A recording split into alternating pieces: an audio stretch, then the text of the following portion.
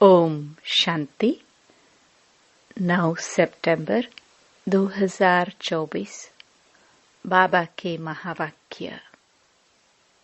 मीठे बच्चे, योग बल से बुरे संस्कारों को परिवर्तन कर स्वयं में अच्छे संस्कार डालो।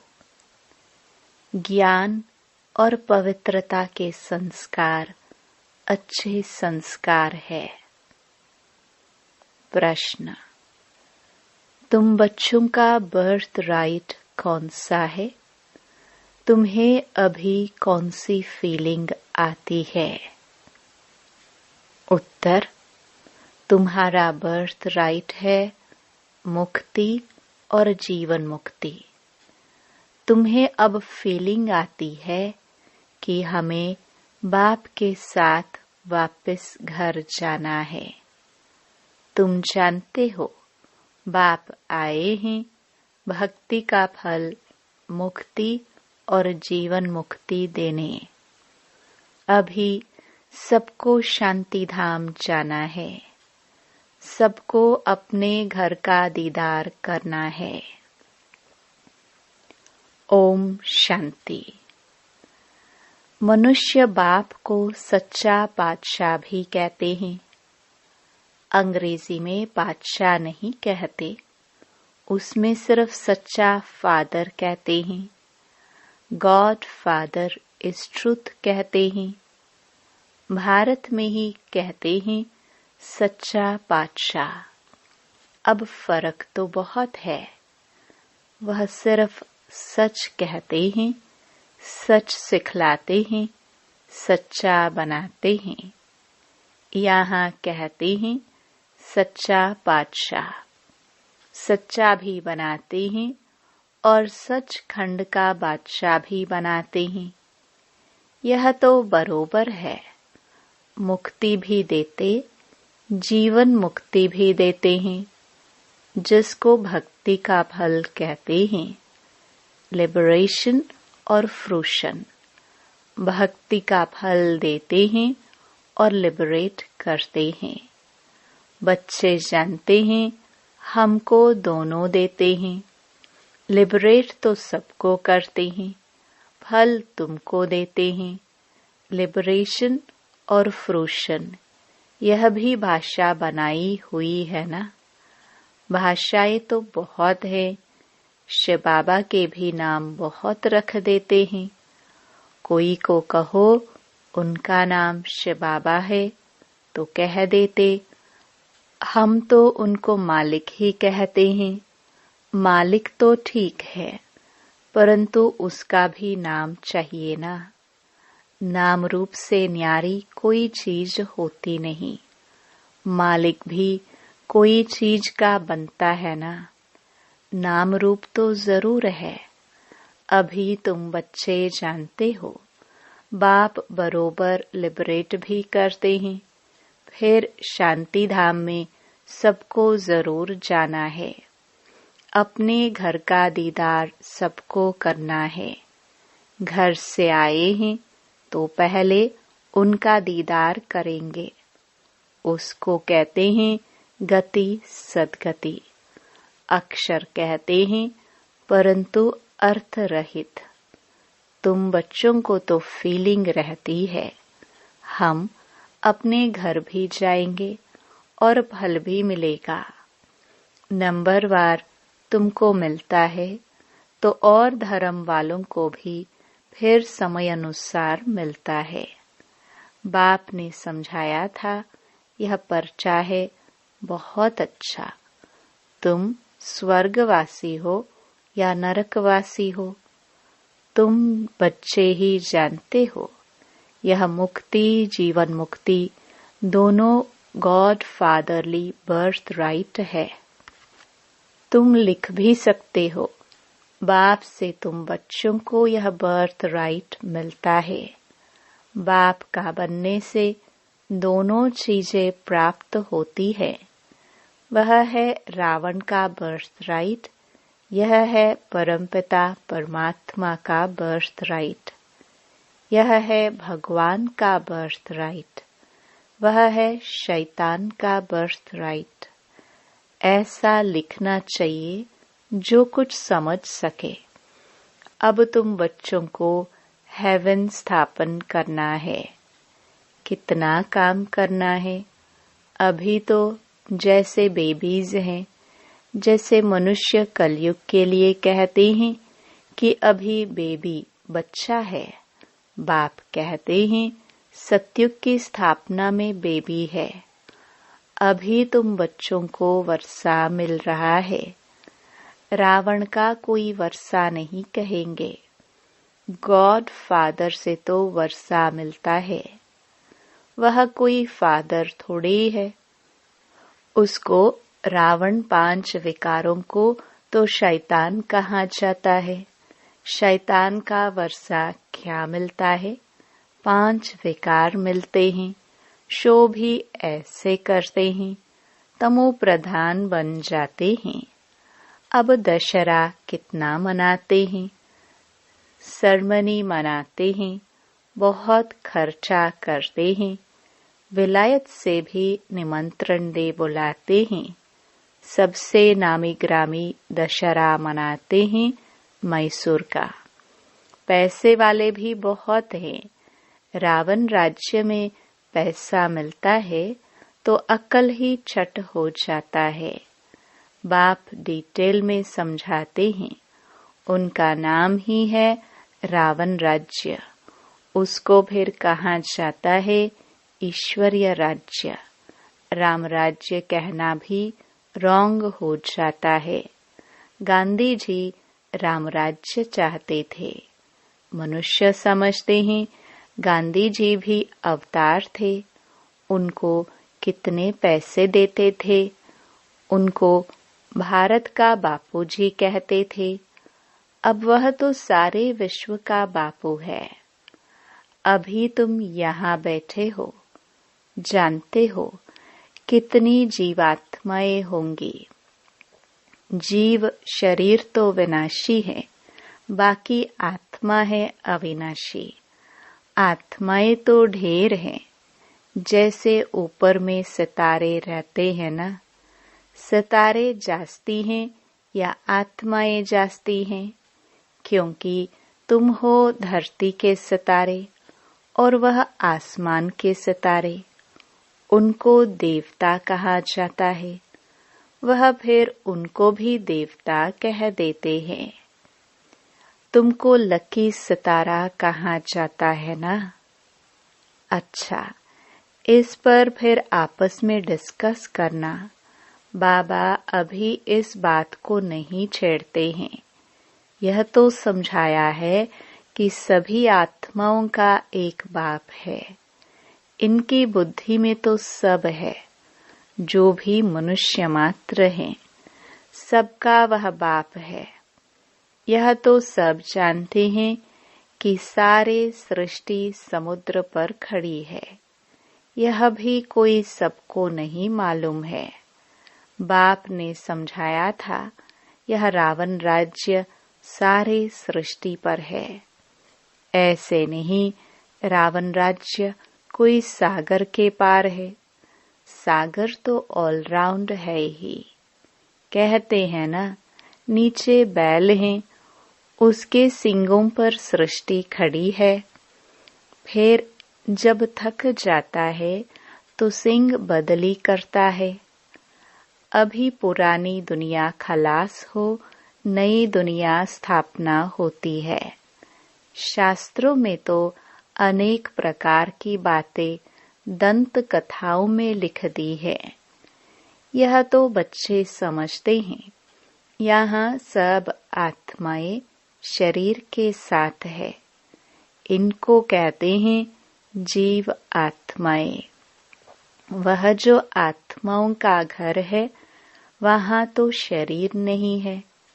उनको कहा जाता है निराकारी। जीव आकारी है, इसलिए साकार कहा जाता है। निराकार को शरीर नहीं होता है। यह है साकारी सृष्टि। वह है निराकारी आत्माओं की दुनिया।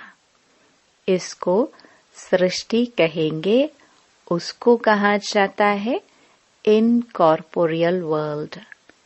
आत्मा जब शरीर में आती है तब यह चुरपुर चलती है, नहीं तो शरीर कोई काम का नहीं रहता है।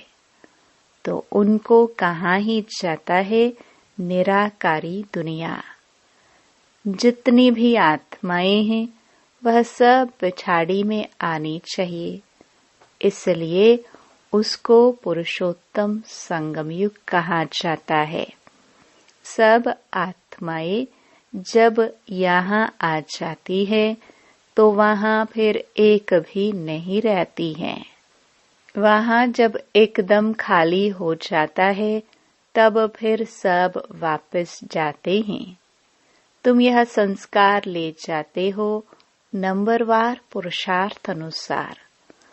कोई नॉलेज के संस्कार ले जाते हैं, कोई प्योरिटी के संस्कार ले जाते हैं। आना तो फिर भी यहाँ ही है, परंतु पहले तो घर में जाना है। वहाँ है अच्छे संस्कार, यहाँ है बुरे संस्कार। अच्छे संस्कार बदलकर बुरे संस्कार हो जाते हैं। फिर बुरे संस्कार योग बल से अच्छे होते हैं। अच्छे संस्कार वहाँ ले जाएंगे। बाप में भी पढ़ाने के संस्कार है ना, जो आकर समझाते हैं। रचयिता और रचना के आदि मध्य अंत का राज समझाते हैं। बीज की समझानी भी दी जाती है तो सारे झाड़ की भी समझानी देते हैं। बीज की समझानी है ज्ञान और झाड़ की समझानी हो जाती है भक्ति। भक्ति में बहुत डिटेल होती है ना। बीज को याद करना तो सहज है, वहाँ ही चले जाना है। तमो प्रधान से सतो प्रधान बनने में थोड़ा ही समय लगता है। फिर सतो प्रधान से तमो प्रधान बनने में 5000 वर्ष लगते हैं एक्यूरेट। यह चक्र बड़ा एक्यूरेट बना हुआ है जो रिपीट होता रहता है। और कोई यह बातें बता ना सके, तुम बता सकते हो। आधा आधा किया जाता है, आधा स्वर्ग आधा नरक। फिर उनका डिटेल भी बताते हैं।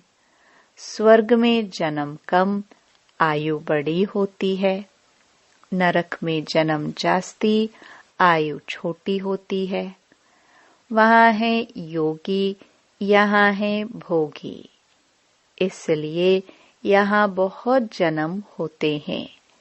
इन बातों को दूसरा कोई नहीं जानता।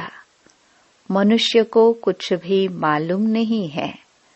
कब देवताएं थे, वह कैसे बने, कितने समझदार बने हैं, यह भी तुम जानते हो।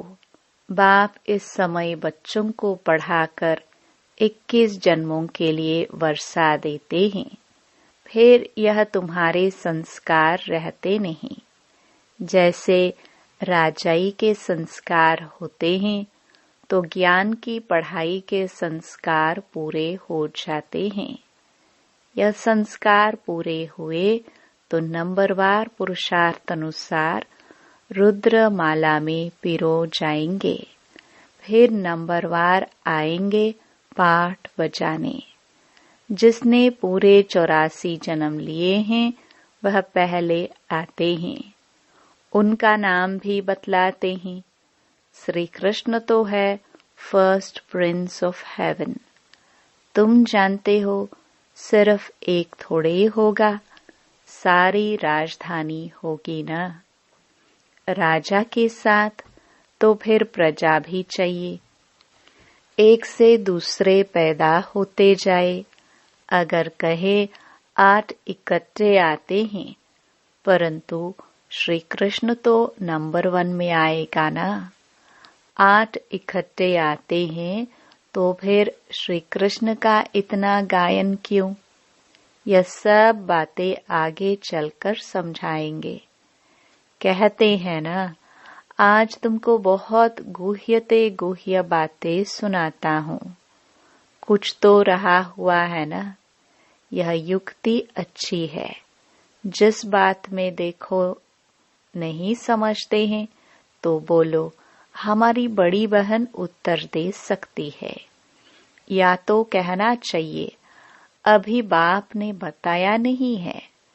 दिन प्रतिदिन गुह्य सुनाते हैं। इस कहने में लज्जा की बात नहीं। गुह्य पॉइंट्स जब सुनाते हैं तो तुमको सुनकर बहुत खुशी होती है। पिछाड़ी में फिर कह देते हैं, मन मना भव, मध्याजी भव। अक्षर भी शास्त्र बनाने वालों ने लिखा है। मूंझने की तो जरूरत नहीं है। बच्चा बाप का बना और बेहद का सुख मिला। इसमें मनसा वाचा कर्मणा पवित्रता की जरूरत है। लक्ष्मी नारायण को बाप का वर्षा मिला है ना। यह पहले नंबर में है जिनकी ही पूजा होती है। अपने को भी देखो, हमारे में ऐसे गुण हैं। अभी तो बेगुण है ना। अपने अवगुणों का भी किसको पता नहीं है। अभी तुम बाप के बने हो तो जरूर चेंज होना पड़े। बाप ने बुद्धि का ताला खोला है। ब्रह्मा और विष्णु का भी राज समझाया है। यह है पतित, वह है पावन। एडॉप्शन इस पुरुषोत्तम संगम युग पर ही होती है। प्रजापिता ब्रह्मा जब है तब ही एडॉप्शन होती है। सतयुग में तो होती नहीं।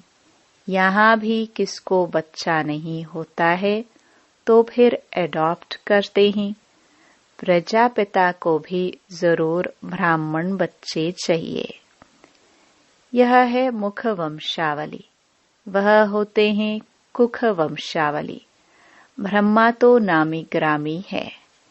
इनका सरनेम ही बेहद का है। जब समझते हैं प्रजापिता ब्रह्मा आदिदेव है, उसको अंग्रेजी में कहेंगे ग्रेट ग्रेट ग्रैंडफादर। यह है बेहद का सरनेम। वह सब होते हैं हद के सरनेम। इसलिए बाप समझाते हैं, यह जरूर सबको मालूम होना चाहिए कि भारत बड़े ते बड़ा तीर्थ है, जहाँ बेहद का बाप आते हैं। ऐसे नहीं सारे भारत में विराजमान हुआ। शास्त्रों में मगध देश लिखा है, परंतु नॉलेज कहाँ सिखाई। आभू में कैसे आए। दिलवाड़ा मंदिर भी यहाँ पूरा यादगार है। जिन्होंने भी बनाया उन्हों की बुद्धि में आया और बैठकर बनवाया। एक्यूरेट मॉडल तो बना न सके। बाप यहाँ ही आकर सर्व की सद्गति करते हैं, मगध देश में नहीं। वह तो पाकिस्तान हो गया। यह है पाकिस्तान। वास्तव में पाकिस्तान तो स्वर्ग को कहा जाता है। पाक और नापाक का ये सारा ड्रामा बना हुआ है। तो मीठे मीठे सिखिलदे बच्चे, तुम यह समझते हो आत्माएं परमात्मा अलग रहे बहुकाल। कितने काल के बाद मिले हैं, फिर कब मिलेंगे। सुंदर मेला कर दिया जब सतगुरु मिला दलाल के रूप में। गुरु तो बहुत है न, इसलिए सतगुरु कहा जाता है। स्त्री को जब हथियाला बांधते हैं तो भी कहते हैं, यह पति तुम्हारा गुरु ईश्वर है। पति तो पहले पहले नापाक बनाते हैं। आजकल तो दुनिया में बहुत गंद लगा पड़ा है। अब तुम बच्चों को तो गुलगुल बनना है। तुम बच्चों को पक्का पक्का हथियाला बाप बांधते हैं। यूं तो शिव जयंती के साथ ही रक्षा बंधन हो जाता है। गीता जयंती भी हो जानी चाहिए। श्री कृष्ण की जयंती थोड़ा देरी से नई दुनिया में हुई है। बाकी त्योहार सब इस समय के हैं। राम नवमी कब हुई यह भी कोई को पता है क्या? तुम कहेंगे नई दुनिया में 1250 वर्ष के बाद में राम नवमी होती है। शिव जयंती, कृष्ण जयंती, राम जयंती कब हुई यह कोई भी बता नहीं सकते। तुम बच्चे भी अभी बाप द्वारा जान गए हो। एक्यूरेट बता सकते हो। गोया सारे दुनिया की जीवन कहानी तुम बता सकते हो। लाखों वर्ष की बात थोड़ी बता सकते। बाप कितनी अच्छी बेहद की पढ़ाई पढ़ाते हैं। एक ही बार तुम 21 जन्मों के लिए नंगन होने से बचते हो। अभी तुम 5 विकारों रूपी रावण के पराये राज्य में हो। अभी सारे 84 का चक्र तुम्हारी स्मृति में आया है। अच्छा, मीठे मीठे सिखिलदे बच्चों प्रति मात पिता बाप दादा का याद प्यार और गुड मॉर्निंग। रूहानी बाप की रूहानी बच्चों को नमस्ते। धारणा के लिए मुख्य सार। पहला, बेहद सुख का वर्षा प्राप्त करने के लिए मनसा वाचा कर्मणा पवित्र जरूर बनना है। अच्छे संस्कार योग बल से धारण करने हैं। अपने को गुणवान बनाना है। दूसरा, सदा खुशी में रहने के लिए बाप जो रोज गुह्य गुह्य बातें सुनाते हैं उन्हें सुनना और दूसरों को सुनाना है। किसी भी बात में मूंझना नहीं है। युक्ति से उत्तर देना है। लज्जा नहीं करनी है। वरदान। सुख स्वरूप बन हर आत्मा को सुख देने वाले मास्टर सुखदाता भव। जो बच्चे सदा यथार्थ कर्म करते हैं उन्हें उस कर्म का प्रत्यक्ष फल खुशी और शक्ति मिलती है। उनका दिल सदा खुश रहता है। उन्हें संकल्प मात्र भी दुख की लहर नहीं आ सकती। संगमयुगी ब्राह्मण अर्थात दुख का नाम निशान नहीं, क्योंकि सुखदाता के बच्चे हैं। ऐसे सुखदाता के बच्चे स्वयं भी मास्टर सुखदाता होंगे। वे हर आत्मा को सदा सुख देंगे। वे कभी न दुख देंगे न दुख लेंगे। स्लोगन। मास्टर दाता बन सहयोग, स्नेह और सहानुभूति देना यही रहमदिल आत्मा की निशानी है। ओम शांति।